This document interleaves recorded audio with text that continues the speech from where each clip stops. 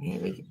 Hello. Welcome back, everyone, to the second episode of Inclusion Rewritten. The feedback that we received from the first session was outstanding. And I quote, the session was brilliant. It addressed everything I've been going through for the last 7 months, where my work has been paused, scrutinized, and deprioritized. So I'm quietly confident that this, and also extremely excited that this session is going to bring as much value and bring these really important topics out into the open, which fundamentally is why I created Inclusion Rewritten.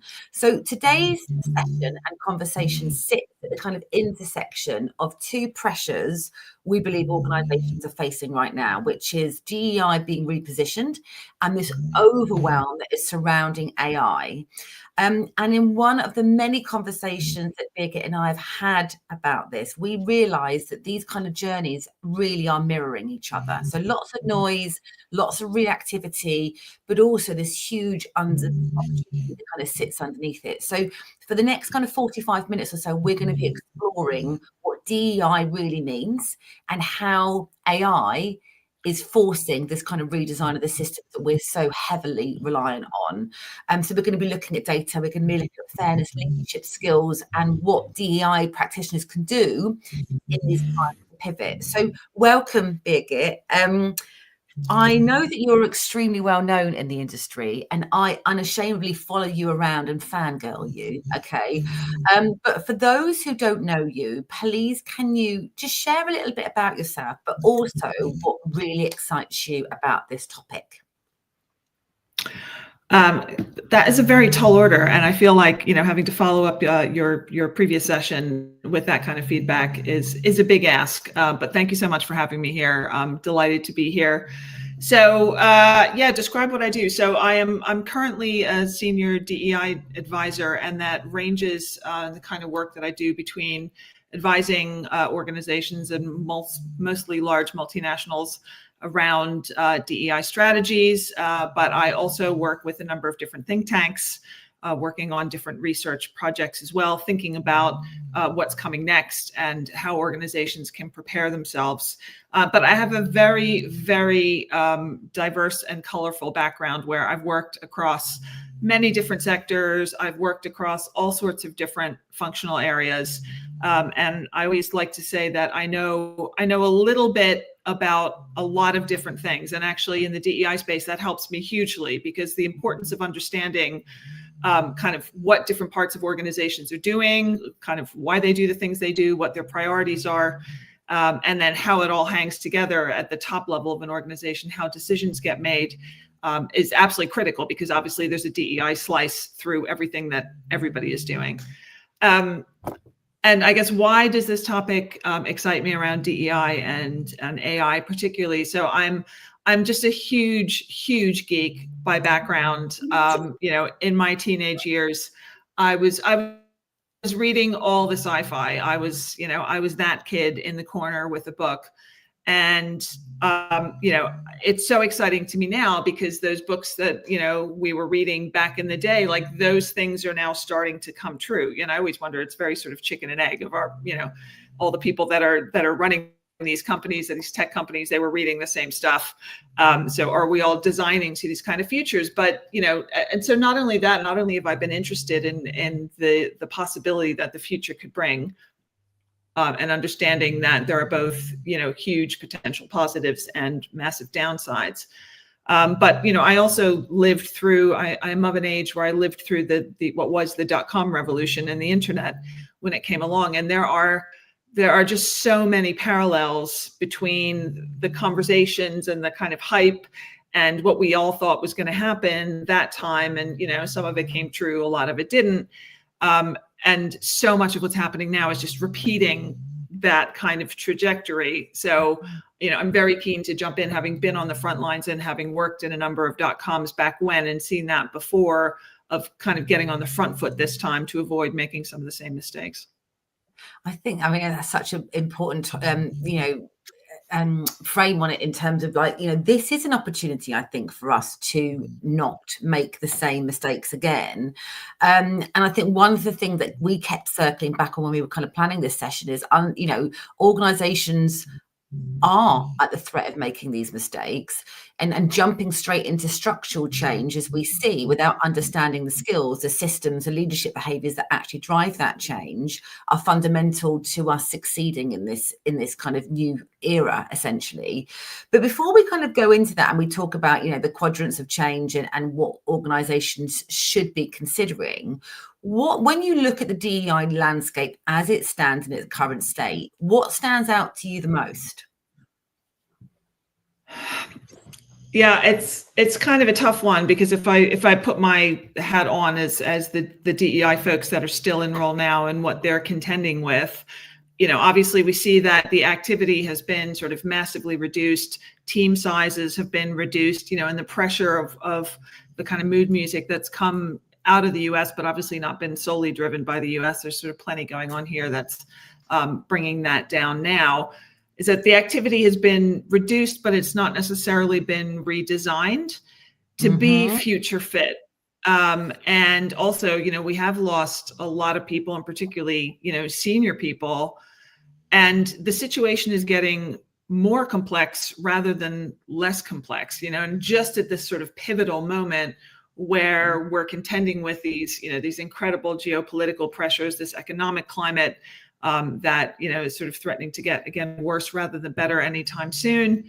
The pressures of AI, we need people who are kind of very sort of strategically versed and can work through this kind of complexity.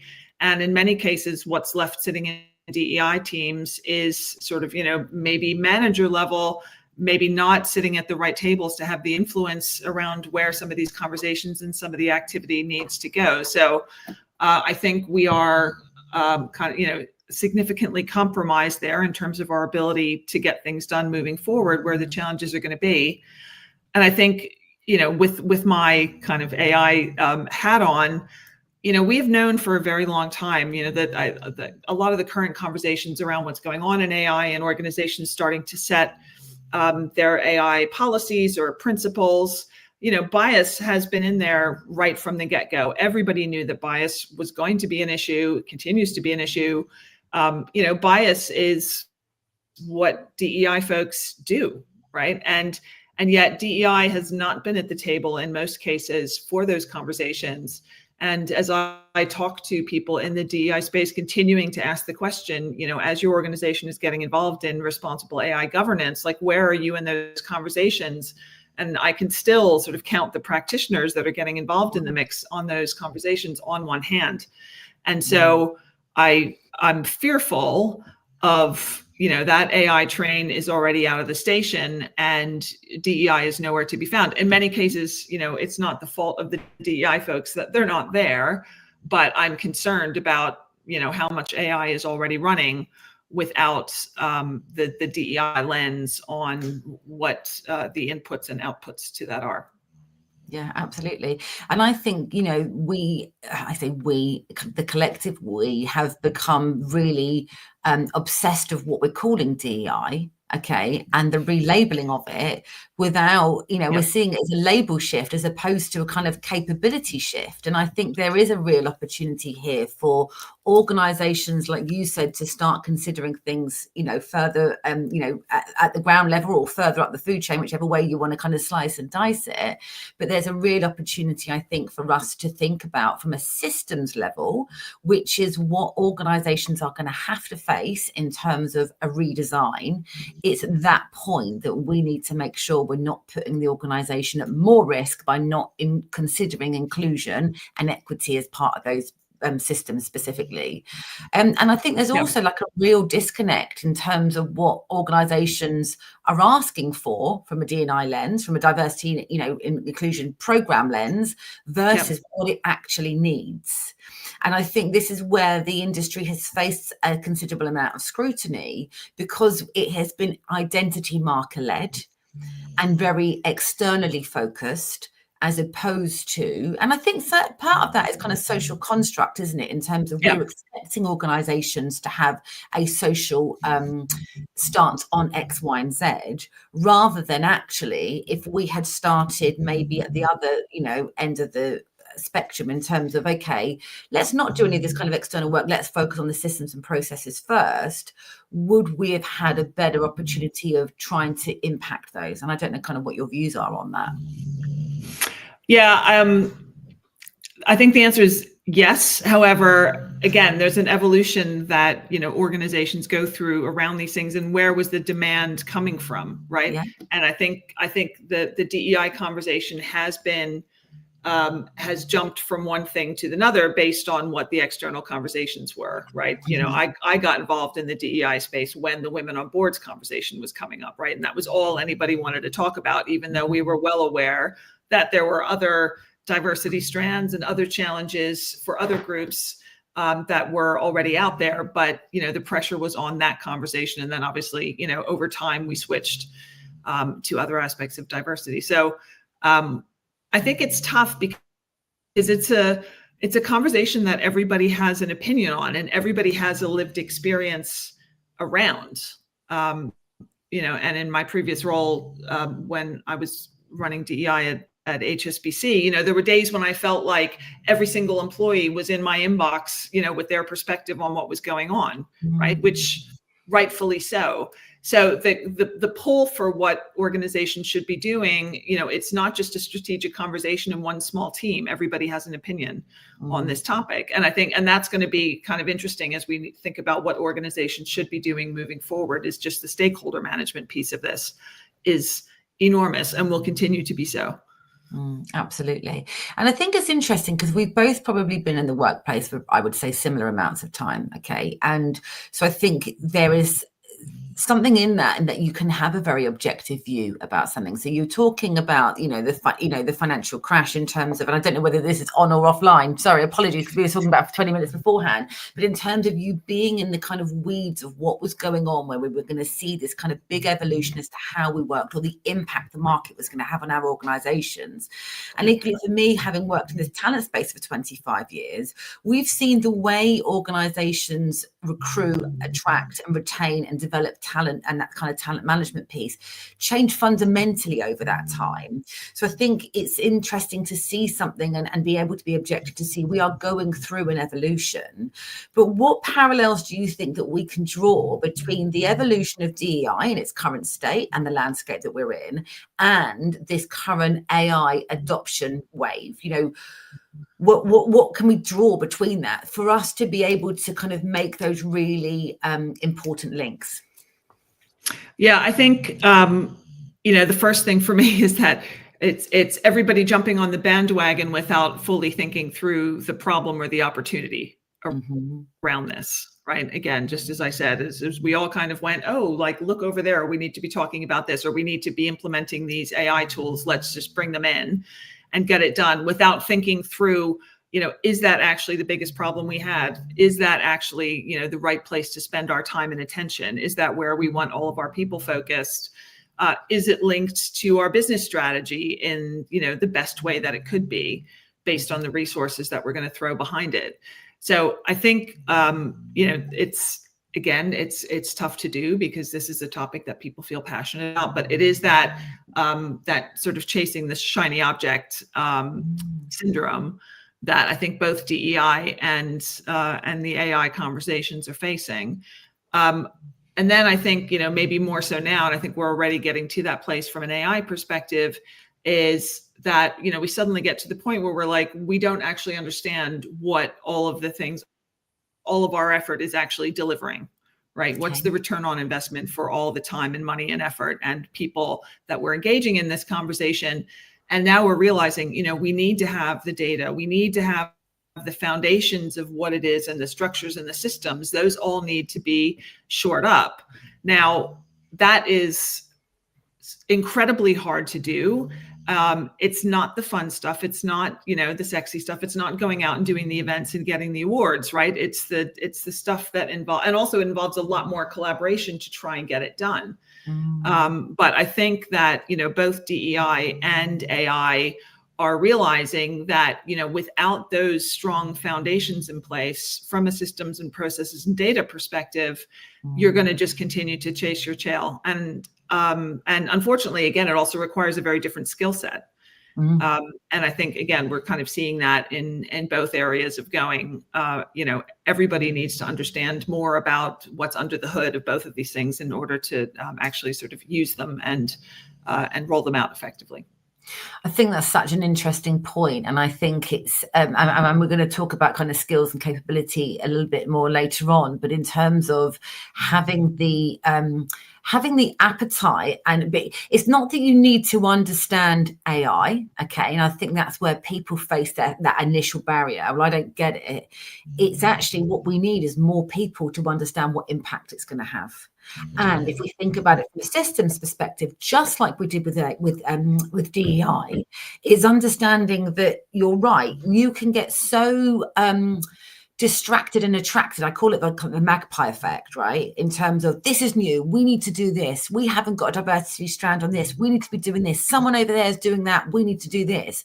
Before you know it, you've got something that is so completely unmanageable, right? For fear of missing out, this kind of FOMO, that we're actually not doing what is needed to embed. And so we're seeing it seen as kind of more of an initiative, and I don't want to miss out, rather than this kind of organizational wide capability that we need to drive it forward and to kind of not make those mistakes. And I think those things create loads of fear, loads of overwhelm, loads of confusion, whereas actually, are we saying then less is more at this stage of AI adoption? And you're right in saying that things can change in a blink of an eye. We need to get this paper out now, because by the time it's published, we've already moved on.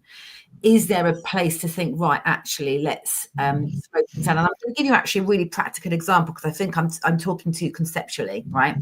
What we're seeing on the market at the moment, from a recruitment perspective, is AI is being adopted in its drones. Okay, so many people are adopting AI because they have been promised skills matching, and they have been promised speed and efficiency. And recruitment teams cost a lot of money, right? Because I mean, they're bloody good at what they do. They cost a lot of money because these volumes that these companies are hiring at. So lots of companies have adopted. Great tech. We're future thinking, and we're kind of upskilling our team. What now we're seeing in the market is this real increase in applications, okay, and that is being impacted by the saturation in the market at the moment in the current landscape, but also because everyone's got AI at the tip of their finger, and incredible candidates are being discounted with an AI bot. So we're seeing a lot of that. There's loads of talk about it on LinkedIn. Everyone's got an opinion about it. But what I'm not seeing is any outliers to say, okay, we got it wrong. And we now need to go back and look at the AI that we've adopted and look at it for bias and look at it for what impact it's actually having on the candidates, the candidate experience, whether or not we can hire the talent, and our brand positioning in the market, what damage it's having on our brand. I'm not seeing any of that activity at the moment. And I'd be happy if anyone wished to reach out to me and said that we have done that. Please, I want to put you on and have a conversation about it. But what I am seeing is people in their drones adopting this AI.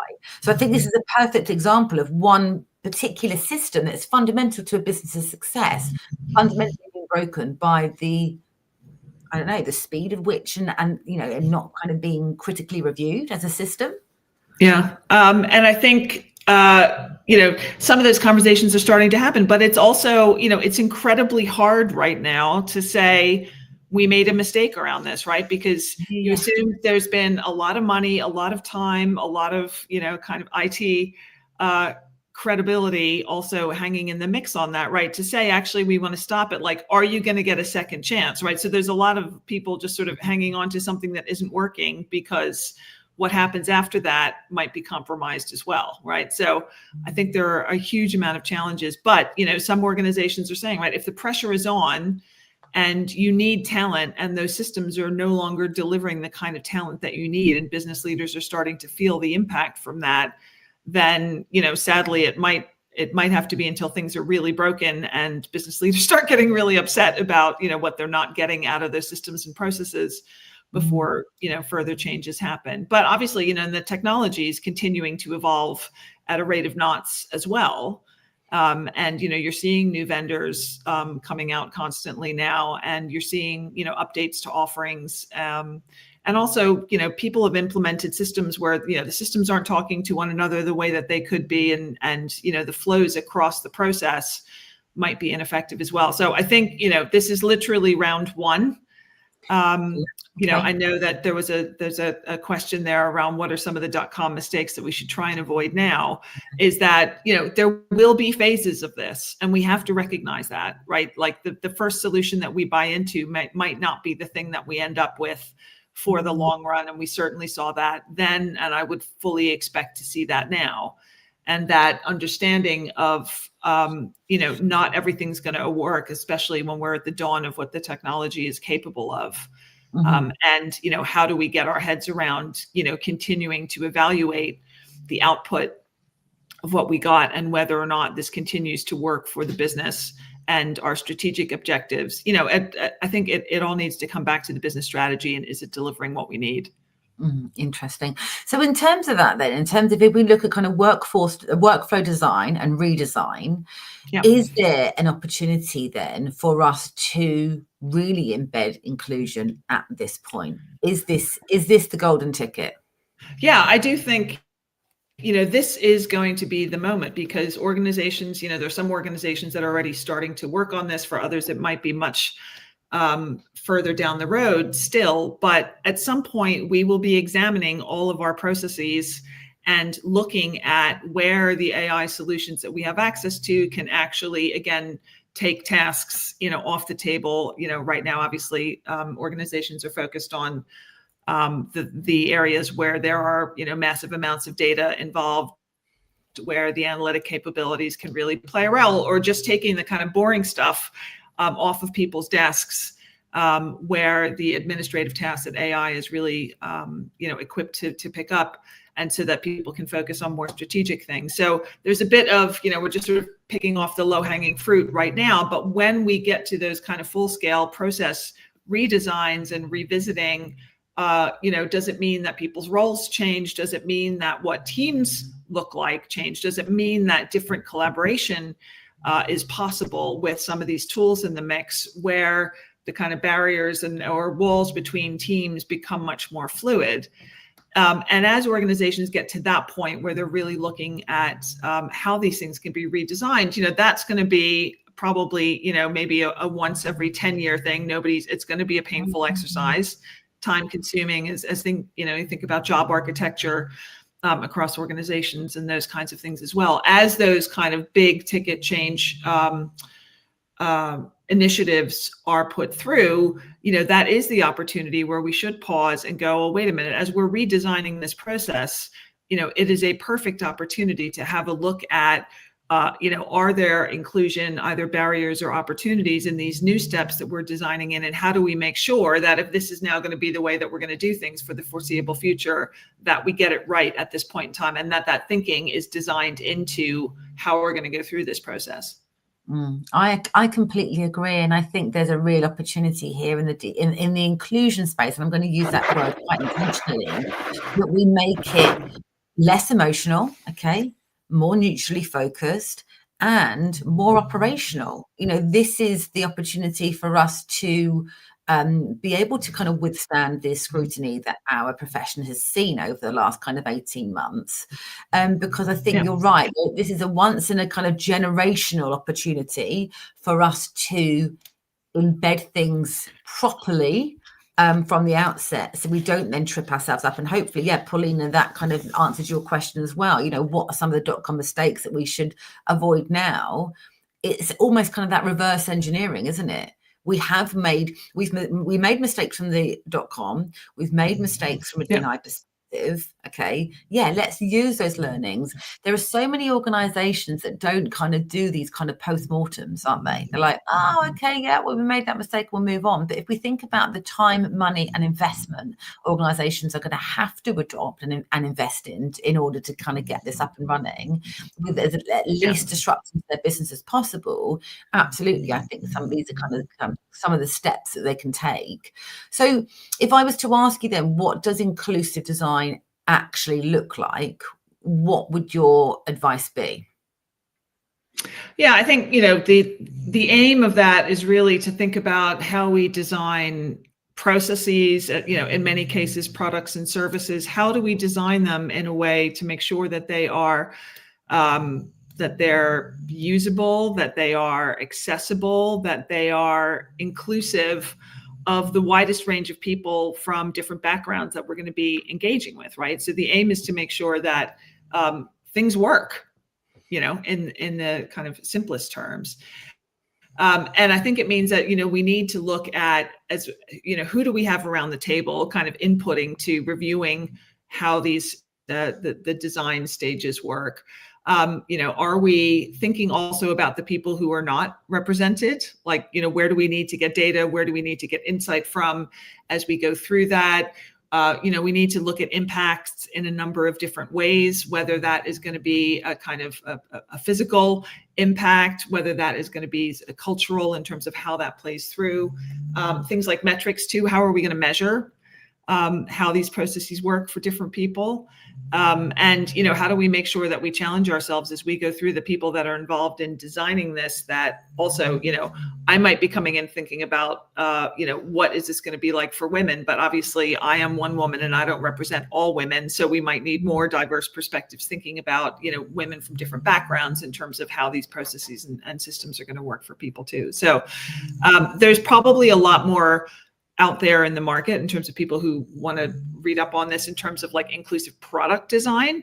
Wow. But what I think we'll find is that most of the things that are looking at product design also apply to process design in the same way. And I think, different organizations have taken slightly different approaches with this. And I've done, work around this in the past with different organizations. And really, it's always just a huge revelation to sit teams down and to say, let's think through what you as a learning team, what do you actually do? What's step one, step two? Some organizations are really good at having process maps. Others have never, ever thought about that. And it just kind of organically happens.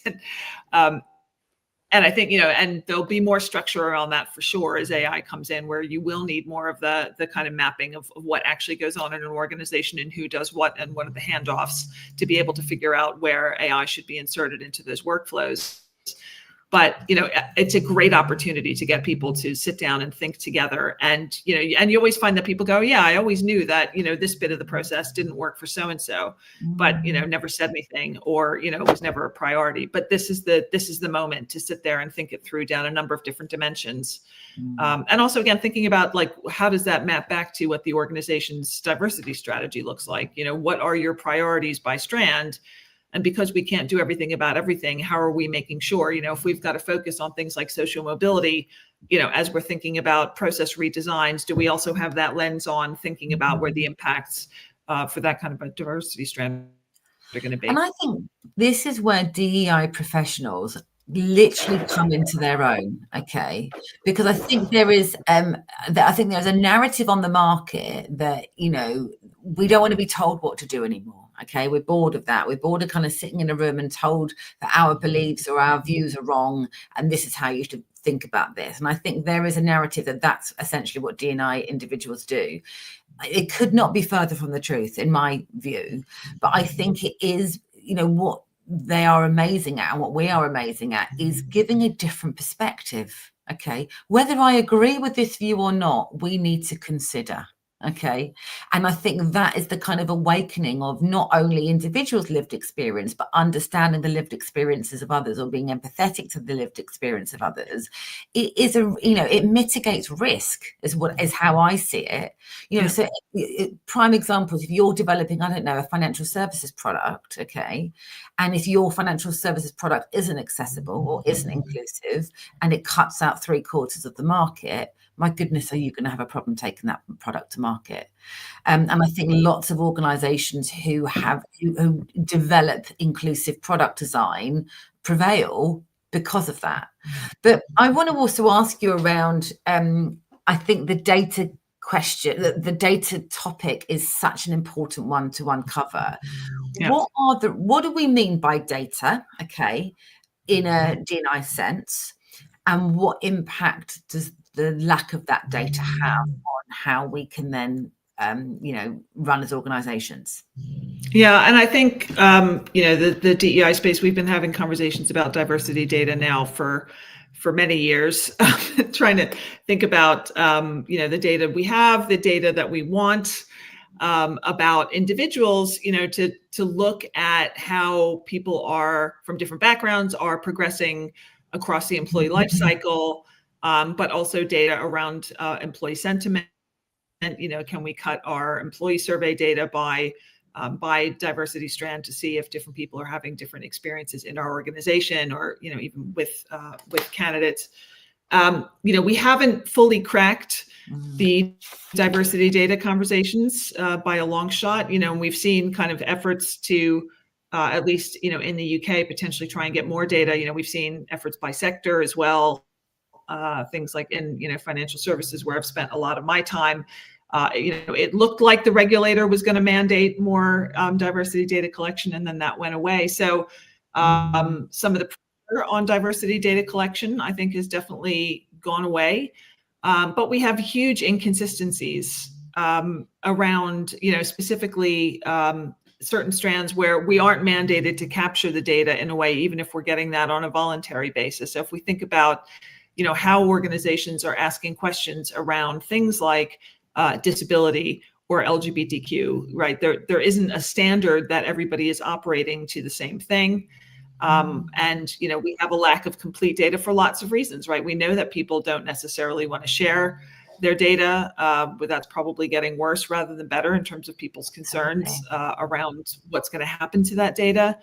But, there are massive risks around the data gaps that we now have, because AI runs on data, and the ability to be sort of visible to the algorithm is dependent on the data that is there. If the data is in no way, complete and or representative of, these certain backgrounds, then we run the risk of those populations really being hidden to the algorithm, and our inability to actually understand, who they are, where they are, what's happening for them is huge. There's also a flip side to that, in that I've sort of seen, huge arguments between data privacy lawyers, where even the lawyers are saying, we shouldn't be asking for any data, right? Because the minute you have data, there's a data privacy risk.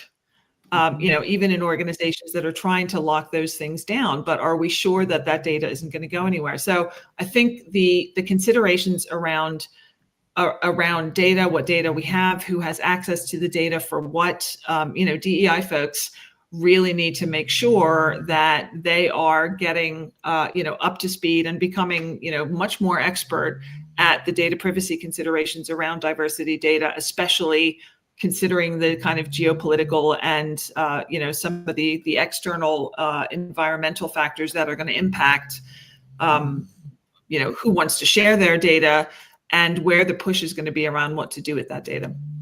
Absolutely. And I think as well, in terms of like the hacking, everything that's going from a hacking perspective, in terms of kind of, is that data safe? I think there's a lot. I mean, we could do a whole session on data, but I think there is, one of the key takeaways would be there's a lot to consider when we're talking about diversity data. And I think for me, it's not using it to polarize, not using it to other, but actually using it to, like you say, lead it back to business strategy and business, profitability and performance. And it's a key piece of the pie that we need to understand from a customer perspective. Yeah, and I mean, perspective.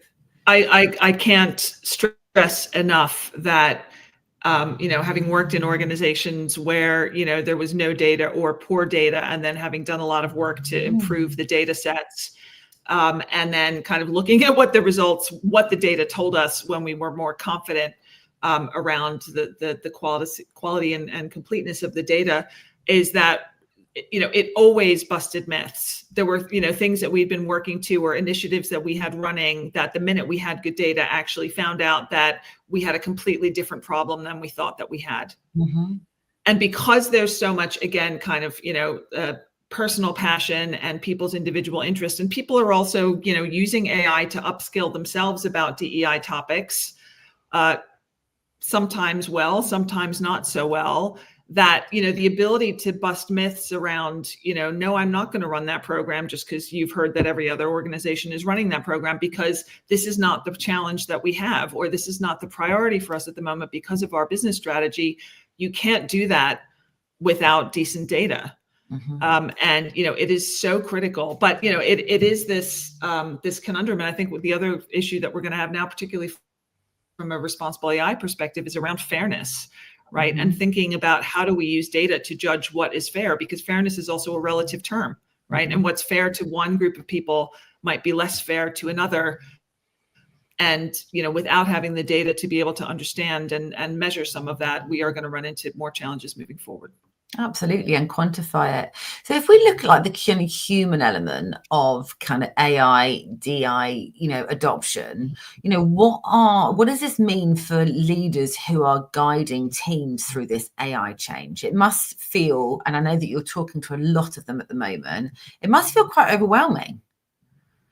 Yeah, I think, my guidance would be, and when I think about business leaders or HR leaders or, DEI folks at all levels, this is one of those oxygen mask in the plane situations where we have to, if we don't have the skills ourselves to be confident about these conversations, we are really going to struggle. And I think leaders are finding that now too, that in order to be able to lead the organization through it, you have to be upskilling yourself. You have to be role modeling, trying to use it, trying to learn more. I mean, everybody thinks that everybody else knows more than they do about AI at the moment, right? It's so tough. There's so much going on. There's so much to stay on top of. And there's no perfect answer to how you upskill yourself. But I think as leaders, we have to be out there trying to learn as much as we can about, sort of our patch, to be able to also, understand where we need to be going, but also help our people through this change, and to be giving them guidance and to be sharing experiences, and also to be open and transparent around what we don't know, because I think, that's going to be really pivotal. This is no longer leadership where leaders can pretend that they know the answers to anything, because everybody knows that they don't either, right? Things are just moving too quickly. So I think that, you've got to be out there upskilling. We have got to be also making sure that our leaders have the change management skills, because the change right now is absolutely constant. And employees are going to recognize, we're not going to go back to some sort of steady state anytime soon, right? We are in for a bumpy ride for the foreseeable future right now. And we don't know, when a steady state is going to come back. And so leaders who have the ability to actually help people continue to navigate through that and operate through continuous change, I think that's going to be the key.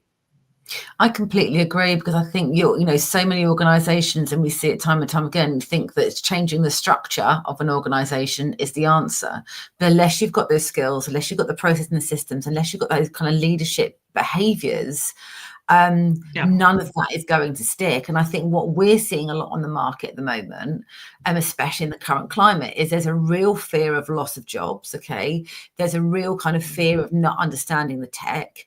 And I think there's a real opportunity for organizations to address the upskilling and capability building of their current workforce, as opposed to going out and hiring an AI, an AI expert.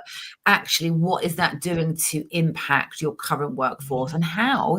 We talk about responsible AI, but we also need to consider kind of responsible kind of workforce management. What are we doing, and are we creating any gaps within our organizations that are creating a kind of a digital gap between those who are given the opportunity to go off and reskill and learn and increase their capability, compared to those who are like, oh, actually, there's a possibility that your job's not going to exist in 6 or 12 months' time. So actually, you're not going to get any investment. And I think this comes around to kind of responsible business, does it not? Yeah, and I think one of the things, again, this is back to measurement, right? I would encourage every organization to think about what are they measuring through the transitions that are going on now, to be able to recognize where those gaps are happening, before they get too big. And I think, again, having that lens on, are you asking, AI related questions in your employee survey, and can you tag that back to gender or, other demographics to start to see, is there a difference in experience as the AI adoption is coming in across the organization? And again, is that impacting specific populations? And what are we going to do about it if so? But I think, there's also a little bit on the employee side, it is going to mean loss of jobs at some point. I think what's interesting right now is that the loss of jobs that's happening is probably, from what we're hearing from a lot of the external data, is probably still at this point more driven by economic conditions than AI, which is also slightly scary if you think this is what it looks like just based on economic conditions, and we have yet to actually see that real AI impact, but that is going to happen. And so I think, how do we lead employees through the reality that, most things are going to change, jobs are going to change, their roles are going to have different things in them, they're going to have different component parts. So rather than sort of hanging on to, I wish we could go back to how it was, how do we help employees pivot to getting ready for how it will be? And recognizing some of those things that, we're not going to be in the same job for, 5 to 10 years at a time moving forward. That's going to be highly unlikely. And so how do we help people cope with that kind of change? I think you're right. And I think this is a kind of like real kind of, skills versus capability question, and one that I would be urging every talent management professional to be asking right now. Actually, there's a chance that you're going to hire someone in a role that isn't going to exist in 3 years' time. So what are you really looking to hire? Are you looking to hire someone who can sit and do that job, or are you looking for someone who can be agile and who can evolve into something else? So what does this mean then? I'm really conscious of time. What does this mean for the DEI, DEI 2.0 practitioners out there? Okay, what are your kind of views? I know that we've spoken about this at length as we've been together over the last couple of months, but what does the future look like? Yeah, I think, I don't think it's going to, it's not necessarily going to stay as it is in terms of having a DEI team that sits within HR anymore either. I don't know where it's going to go, but I think there might be two specific sort of tranches. There might be one that's more focused on engagement, and, dealing with things like employee resource groups and what it means for EVP and external engagement, versus another kind of version of DEI, which is focused on AI and data, and working on those kinds of things. I think, for those people that are maybe heading in that new route rather than maybe what traditional DEI folks were doing, it's going to be, that the skilling on ethical AI right now. I mean, my personal view is, if you haven't done any kind of course or upskilling on ethical AI, like, you need to stop what you're doing right now and get on top of that, because that is just going to be absolutely critical for DEI folks to understand more. Unfortunately, it's not everybody's easiest subject, right? The tech bit, but you have to understand enough about how AI works to understand where the problems are going to be coming, flowing through, what happens there. So I think, that kind of ethical AI learning, upskilling around data and data privacy issues, critical thinking for DEI folks, again, could not be more important right now, because as things are changing, we're going to need to recognize, again, the problems are going to move to different places than where they were before. So we need to be involved in that. And I think there's a really pivotal thing here, and this might be slightly controversial, is we're going to have to challenge some of the sacred cows in the DEI space. We're going to have to take a look at what we've been doing and say, is that still fit for purpose in this new universe? Like, again, what happens to employee resource groups if our workforce might be more transient, again, might be moving through and coming in and out of the organization at a faster pace than it was before? Is what they were doing still relevant in that kind of context? And then again, the sort of change management skills for DEI folks too. So I think there is a moment in time now where DEI people need to really be thinking about, do they have the right skill set also, and investing in that development. Again, I know time is precious for everybody, but that is critical right now to help lead in the organizations that you're in.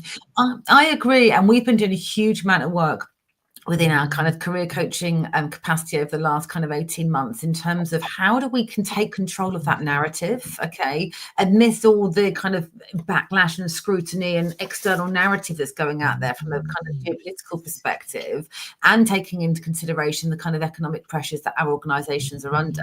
How do we position ourselves as business critical in the role? And I think we talk about the risk that is associated with AI adoption not working, okay, and the ability that D&I professionals have to spot bias, to spot risks. I think number one tip, that's something that should be absolutely front and center.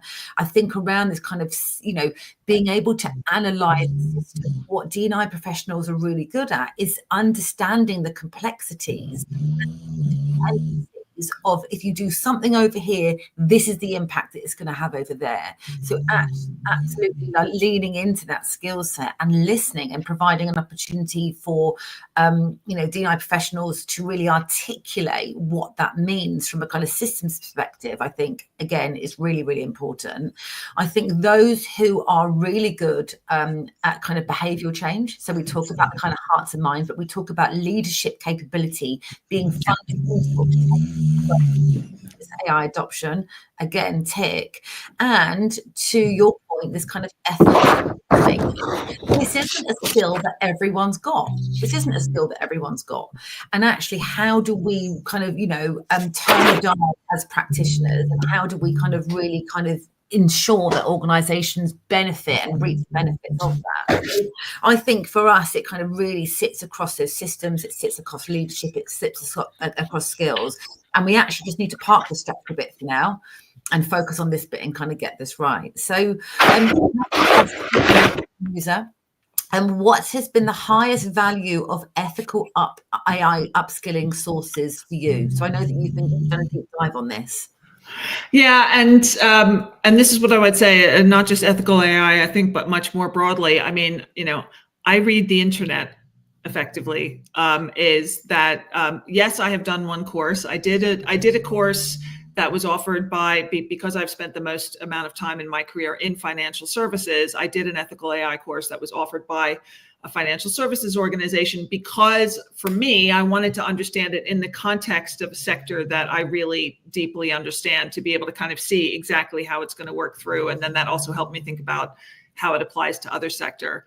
But it was a detailed enough course. I wanted to sort of force myself into having to think about some of the technical aspects. Again, that might not be my kind of first go-to area in terms of preference, but I recognize that I had to understand that. And there are so many great courses out there. I mean, every business school at the moment has courses going, but I would also say that, the landscape is shifting. So you do a course, but then it requires, keeping up on where these conversations are going, because they are moving so quickly. So I have, continuously done research around, looking at who are the organizations out there that are talking about responsible AI, ethical AI, in different markets, not just what's going on here in the UK, but what's going on elsewhere as well, because the regulatory landscape looks wildly different around this. And for those of you who are working in multinationals, that will be, something that we're going to have to think about.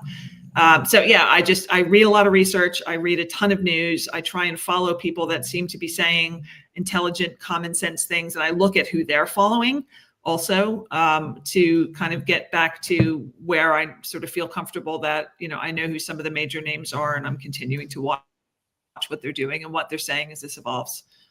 Yeah, absolutely. That's brilliant. And I think from my perspective, I would say, if you don't have a systems thinking approach to your work at the moment in a D&I space, I think that's absolutely where I would start. And I would then put the kind of DEI and AI lens over both of those at the same time. We really have got an opportunity. And I use this phrase about 20 times a day. And every time I say it, I think I need a different one. But kill two birds with one stone. Okay, let's really kind of optimize the work that we do. And we talk about these kind of inclusion doors that we open and ask people to walk through. This is a fantastic opportunity for us to speak the language that is keeping leaders up at night. Workforce planning, AI adoption, what impact that's going to have.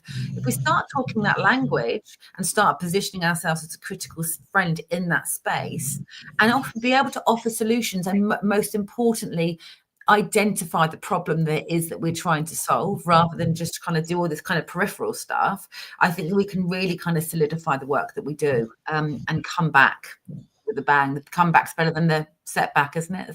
Is that the phrase?